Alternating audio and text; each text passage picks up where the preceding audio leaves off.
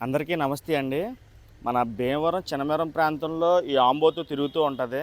నాకు తెలిసి దీన్ని ఏదో వెహికల్ గుద్దేయడం, ఆ వెహికల్‌కున్న రేకైతే ఎనక భాగాన కట్ అయిపోవడం అయితే జరిగింది. ఏకంగా చాలా విపరీతంగా అయితే కట్ అయిపోయింది. పైన కూడా చాలా దెబ్బలు తగిలినాయి. నిజంగా చాలా అంటే చాలా నరకం చూస్తుంది. ఎందుకంటే అది మామూలు గాయమైతే కాదు. బాగా చీరుకుపోయి అది కూర్చున్నప్పుడు, నుంచున్నప్పుడు ఆ దెబ్బ కూడా చాలా పెద్దదైపోతుంది. నిజంగా ఇటువంటి మూగజీవాలని మనం నడుపుతున్న వాహనాలను కూడా జాగ్రత్తగా నడపవలసిందిగా, వీటిని చూసుకొని వాటికి ఒక మంచి జీవితాన్ని ఇవ్వాల్సిందిగా కోరుతున్నాను. ఎందుకంటే మీరు గుద్దేసి వెళ్ళిపోతారు. తర్వాత అవి కొన్ని నెలల పాటు నరకం చూస్తూనే ఉంటాయి. అది కూర్చోవడానికి, లేగడానికి చాలా ఇబ్బంది పడుతుంది. డాక్టర్స్ వచ్చి ట్రీట్మెంట్ చేయడం అయితే జరిగింది. కొన్ని యాంటీబయాటిక్స్ అయితే ఇవ్వడం జరిగింది. డీమాక్స్ స్ప్రే కూడా చేయడం జరిగింది.